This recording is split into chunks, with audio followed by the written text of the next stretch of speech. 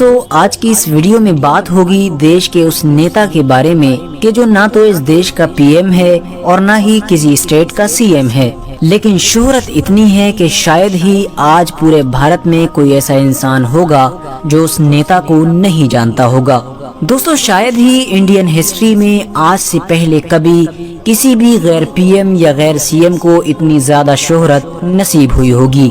ہم بات کریں گے اس انسان کے بارے میں جو جس نیوز چینل پر اپنا قدم رکھ دیتا ہے اس نیوز چینل کی ٹی آر پی آسمان کو چھونے لگتی ہے۔ انڈیا کا ہر نیوز چینل آج کے دور میں ہر بڑے مدے پر اس انسان کو اپنے ٹی وی چینلز پر زبردستی بیٹھالنا چاہتا ہے تاکہ اس انسان کے ذریعے سے اس کی بھی روزی روٹی چل سکے۔ دوستوں میں بات کر رہا ہوں حیدرآباد کے سانسد اسد الدین اویسی کی۔ چاہے بات لوک سبھا کی ہو یا پھر کسی بھی عام چناوی ریلی کی، اسد الدین اویسی کے بولنے کا انداز نہیں بدلتا ہے۔ اسد الدین اویسی کی نالج اور فیکٹس یعنی دلیلیں ایسی زبردست اور مضبوط ہوتی ہیں کہ ان کے ورودی بھی ان کی تعریف کیے بنا نہیں رہ پاتے ہیں۔ جب بھی اسد الدین اویسی کسی منچ پر بھاشن دینے کے لیے جاتے ہیں تو لاکھوں لوگ ان کا بھاشن سننے کے لیے آتے ہیں، اور حیرانی کی بات یہ ہے کہ جتنے بھی لوگ ان کا بھاشن سننا پسند کرتے ہیں ان میں سے آدھے سے زیادہ لوگ وہ ہوتے ہیں جو ان کے ورودی ہوتے ہیں، لیکن پھر بھی وہ ان کا بھاشن سننا پسند کرتے ہیں۔ کیوں؟ کیونکہ ان کا ماننا ہے کہ اسد الدین اویسی اس دور میں پورے انڈیا کے سب سے پڑھے لکھے نیتاؤں میں سے ایک ہیں۔ پورے انڈیا میں آج کے دور میں شاید ہی کوئی ایسا نیتا موجود ہوگا کہ جو نالج اور فیکٹس اور ساتھ ساتھ اسپیچ دینے کے معاملے میں اسد الدین اویسی کا مقابلہ کر سکے۔ دوستو آج کی اس ویڈیو میں ہم جانیں گے کہ آخر اسد الدین اویسی کون ہیں اور بچپن سے لے کر اب تک کا ان کا ٹوٹل راجنیتک سفر کتنا مشکل اور کتنا آسان رہا، اور ساتھ ہی ساتھ ہم یہ بھی جانیں گے کہ آخر وہ اسد الدین اویسی جو کالج کے دنوں میں بہت اچھے کرکٹر ہوا کرتے تھے، اتنے اچھے کرکٹر کہ انڈیا کی انٹرنیشنل ٹیم میں بھی کھیلنے کا سپنا دیکھنے لگے تھے، لیکن پھر اچانک سے ایسا کیا ہوا، ان کی زندگی میں ایسا کون سا موڑ آیا کہ وہ کرکٹر تو نہیں بن سکے لیکن انڈیا کے سب سے طاقتور نیتاؤں میں سے ایک نیتا بن گئے۔ تو دوستو آج کی اس ویڈیو میں آپ اسد الدین اویسی سے جڑی ایسی بہت ساری چیزیں جاننے والے ہیں جو یقیناً آج سے پہلے آپ نے کبھی نہیں سنی ہوں گی۔ تو دوستو ویڈیو شروع کرنے سے پہلے بس میری آپ سے چھوٹی سی گزارش ہے کہ نئے آنے والے دوست چینل کو سبسکرائب کر کے ساتھ ہی میں بیل آئیکن کو بھی پریس کر دیں، اور ہماری حوصلہ افزائی کے لیے ہمیشہ کی طرح ہماری اس ویڈیو کو لائک کر دیں تاکہ اسی طرح کی نالجبل اور ہسٹوریکل ویڈیوز کا سلسلہ ہم جاری رکھ سکیں۔ دوستو اسد الدین اویسی کی پیدائش حیدرآباد شہر میں 13 مئی 1969 کو ہوئی تھی۔ اسد الدین اویسی کے والد یعنی فادر کا نیم صلاح الدین اویسی تھا اور ان کی ماں کا نام نجم النساء تھا۔ اسد الدین اویسی کے ایک چھوٹے بھائی اکبر الدین اویسی کو بھی آپ ضرور جانتے ہوں گے، جو ہمیشہ اپنے جوشیلے بیانوں کی وجہ سے لائٹ میں رہتے ہیں۔ اسد الدین اویسی نے حیدرآباد کی مشہور یونیورسٹیز میں سے ایک یونیورسٹی یعنی عثمانیہ یونیورسٹی سے اپنا بی اے کمپلیٹ کیا تھا۔ شاید آپ کو جان کر حیرانی ہو کہ اسد الدین اویسی کو بچپن سے ہی کرکٹ میں بڑی دلچسپی تھی، اور کالج کے دنوں میں اویسی ایک بہت اچھے کرکٹر تھے۔ اسد الدین اویسی اپنی ٹیم میں ایک فاسٹ بولر کی حیثیت سے کھیلا کرتے تھے، اور یقیناً اویسی ایک اچھے فاسٹ بولر تھے۔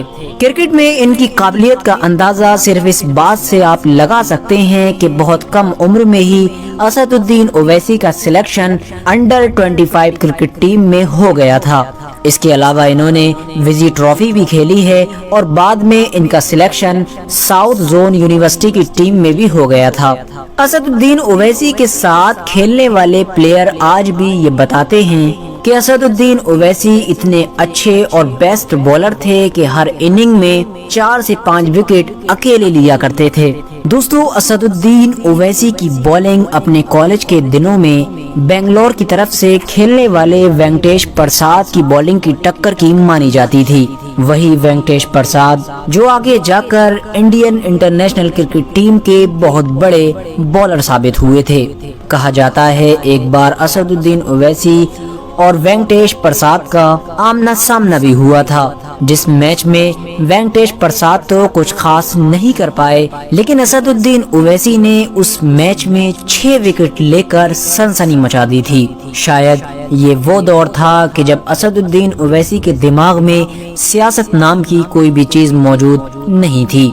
हालांकि दोस्तों, असदुद्दीन ओवैसी के फादर यानी पिताजी और उनके दादा बड़े नेता थे और आजादी के बाद से ही हैदराबाद में असदुद्दीन ओवैसी के खानदान का सियासत में एक अहम रोल था। सियासत में इनके घर की एक अलग पकड़ थी।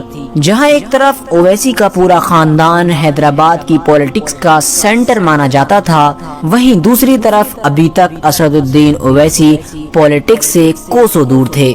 वो अपना करियर क्रिकेट के फील्ड में ही बनाना चाहते थे, लेकिन अचानक से उनके दिमाग में एक सोच ने जन्म लिया, जिस सोच ने उनका सब कुछ बदल दिया, उनका मकसद बदल दिया, उनकी जिंदगी बदल दी। असदुद्दीन ओवैसी ने अचानक से ये फैसला लिया कि वो अपने क्रिकेट करियर को छोड़कर अब लॉ की पढ़ाई करना चाहते हैं, और वो भी इंडिया में नहीं बल्कि लंदन जाकर। बस इसी फैसले के बाद लॉ की पढ़ाई करने के लिए ओवैसी लंदन की तरफ रवाना हो गए। दोस्तों, वैसे तो ओवैसी की फैमिली इतनी अमीर थी कि उन्हें लंदन की पढ़ाई का खर्च उठाने में जर्रा बराबर भी कोई दिक्कत नहीं होती, लेकिन उसके बावजूद भी ओवैसी ने लंदन की अपनी पढ़ाई का खर्च खुद उठाने का फैसला किया था। असदुद्दीन ओवैसी खुद कई इंटरव्यूज में ये बता चुके हैं कि जब उन्होंने लंदन में पढ़ाई की थी तो उसके साथ में उन्होंने जॉब भी की थी, यानी लंदन में अपनी पढ़ाई का खर्च उन्होंने खुद नौकरी करके उठाया था, और ये फैसला उनकी फैमिली का नहीं बल्कि उनका खुद का था। दोस्तों, 1992 या 93 के दौर में असदुद्दीन ओवैसी लंदन से बैरिस्टर की डिग्री लेकर इंडिया में वापस आए। इंडिया में वापस आते ही उनके वालिद यानी फादर सलाहुद्दीन ओवैसी ने असदुद्दीन ओवैसी को राजनीति में उतारने का फैसला किया। असदुद्दीन ओवैसी के फादर सलाहुद्दीन ओवैसी ने अपनी पार्टी मजलिस-ए-इत्तेहादुल मुस्लिमीन से 1994 में ओवैसी को टिकट दिया। असदुद्दीन ओवैसी 1994 में विधानसभा का इलेक्शन लड़े और उस इलेक्शन में जीत के साथ ही असदुद्दीन ओवैसी ने विधानसभा में एंट्री की। दोस्तों, अगर बात की जाए असदुद्दीन ओवैसी की राजनीतिक पार्टी यानी AIMIM के बारे में, तो आपको बताते चलें ये कोई नई पार्टी नहीं है बल्कि ये हद से ज्यादा पुरानी पार्टी है। दोस्तों, शायद आपको जानकर हैरानी होगी कि ओवैसी की ऑल इंडिया मजलिस-ए-इत्तेहादुल मुस्लिमीन जो पार्टी है वो आजादी से भी पहले बनाई गई थी, यानी इसकी बुनियाद 1930 में रखी गई थी और इस पार्टी का भारत की आजादी में भी बड़ा अहम योगदान रहा था। उस दौर में इसकी बुनियाद रखी थी नवाब महमूद नवाज खान ने।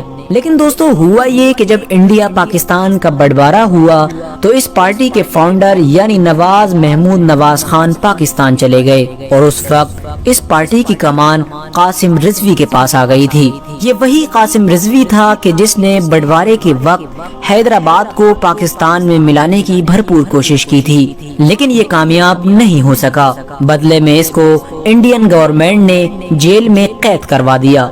तकरीबन 8-9 साल जेल में काटने के बाद जब इसे रिहाई मिली तो ये फौरन पाकिस्तान भाग गया और उसकी ये पार्टी तन्हा रह गई।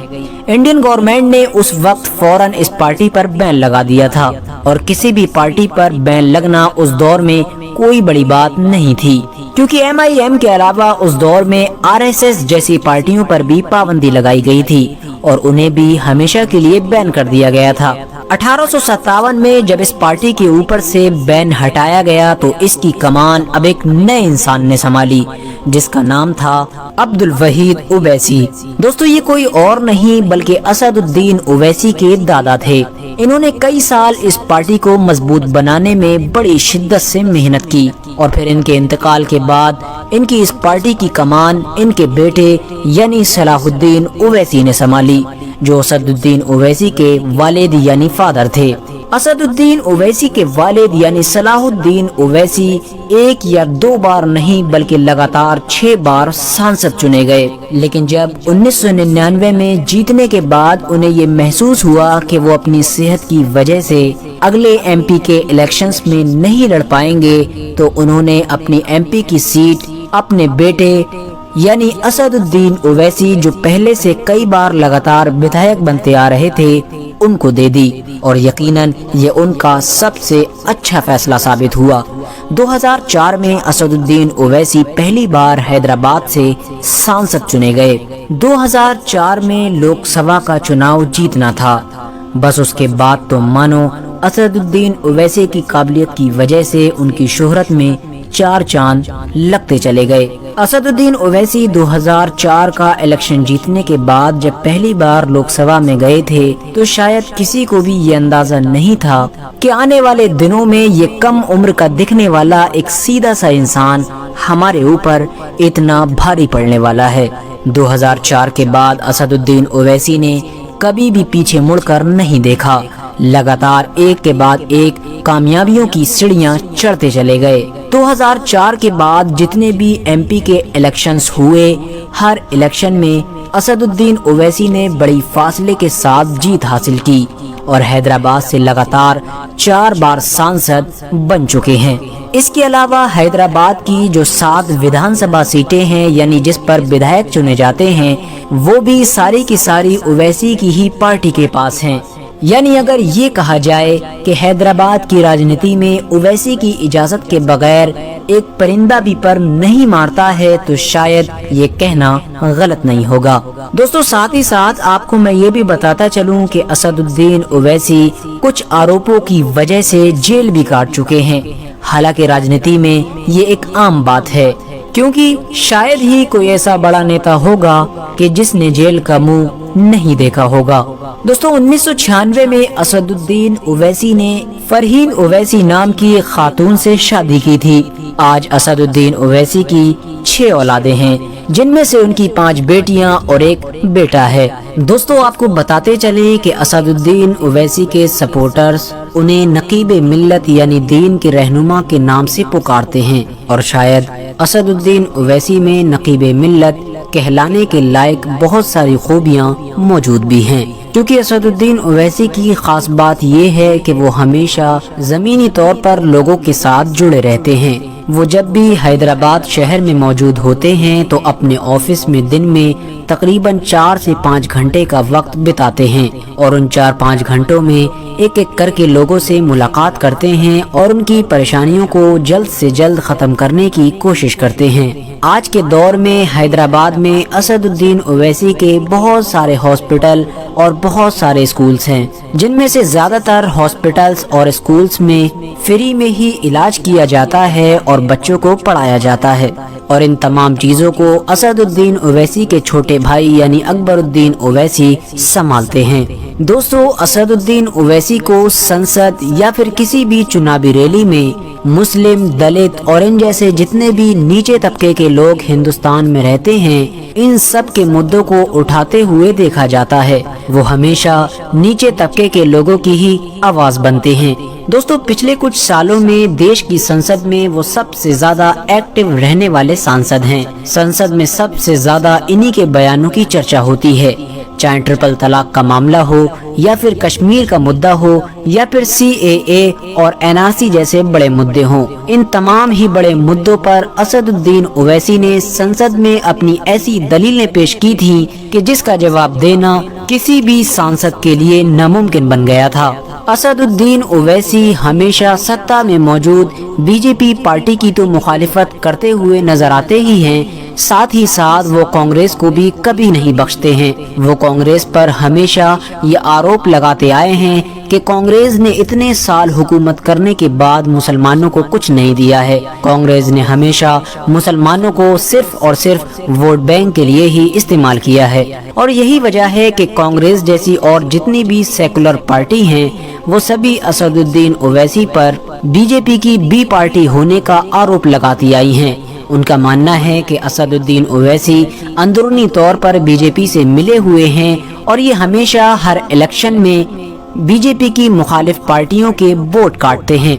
दोस्तों, हैरानी की बात ये है कि ओवैसी पर ये आरोप सिर्फ राजनीतिक पार्टियां ही नहीं लगाती हैं, बल्कि साथ साथ मुस्लिम और दलित कम्युनिटी के भी कुछ लोग लगाते हैं। हालांकि मुस्लिम और दलित ये दोनों कम्युनिटी ऐसी हैं कि जिनके बारे में असदुद्दीन ओवैसी सबसे ज्यादा आवाज बुलंद करते हैं। तो दोस्तों, आज की अपनी वीडियो को हम यहीं पर खत्म करते हैं। दोस्तों, आप हमारे इस वीडियो के कमेंट्स बॉक्स में आज जरूर बता कर जाएं कि आपकी नजर में असदुद्दीन ओवैसी किस तरह के लीडर हैं। वो एक अच्छे और सही लीडर हैं या फिर वो सिर्फ और सिर्फ बीजेपी से अंदरूनी तौर पर मिले रहते हैं और उनके लिए वोट काटते रहते हैं। वीडियो पसंद आने पर वीडियो को लाइक करें और अपने दोस्तों, अहबाब, रिश्तेदारों के साथ जरूर। आप ये इस्लामिक प्रोग्राम निज़ामे हक प्रोडक्शन की जानिब से देख रहे हैं। आप हमारे चैनल को सब्सक्राइब करें, वीडियो को शेयर, लाइक और कमेंट करें।